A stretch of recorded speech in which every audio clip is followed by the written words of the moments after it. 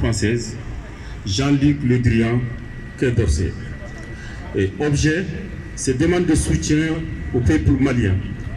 Monsieur le ministre, dans le cadre de la gestion de la crise multidimensionnelle qui embrasse le Sahel depuis une décennie, en particulier au Mali, et qui a abouti au soulèvement populaire du peuple malien et la création du mouvement des forces patriotiques M5 FRP.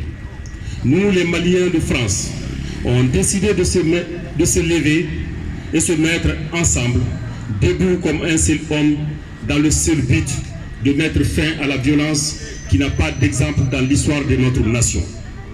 Pour ces raisons, nous lançons un appel solennel à la communauté internationale et aux populations françaises et au gouvernement français, à la diplomatie française précisément, le Quai d'Orsay, de retirer tous ses soutiens à M.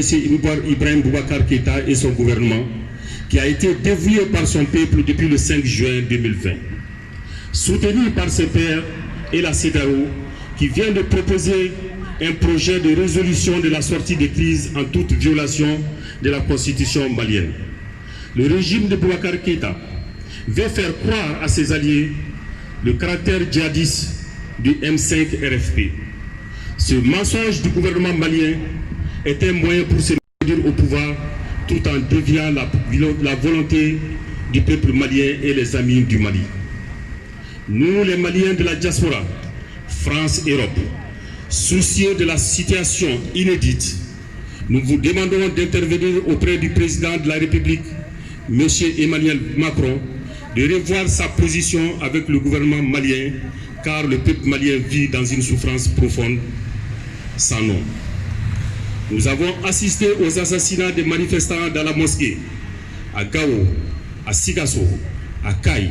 Le plus récent est celui de Bamako, faisant 23 morts et plus de 100 blessés. Les Maliens et les amis du Mali se sont mis ensemble aujourd'hui pour créer une union sacrée afin d'apporter une solution à cette crise dont la CEDEAO n'a pas pris le problème dans sa globalité. À cet effet, nous sommes unis, la société civile, les partis politiques, les paysans, les pêcheurs, les agriculteurs, les intellectuels, les personnes de bonne moralité, tous engagés pour en finir avec ce régime de régression.